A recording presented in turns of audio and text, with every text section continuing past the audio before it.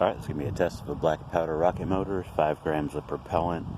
It's just regular black powder with a little dextrin in it. It's rammed down, and the core is drilled out to the same size as the nozzle, which is about 3/32 inch, just enough for the tiny fuse.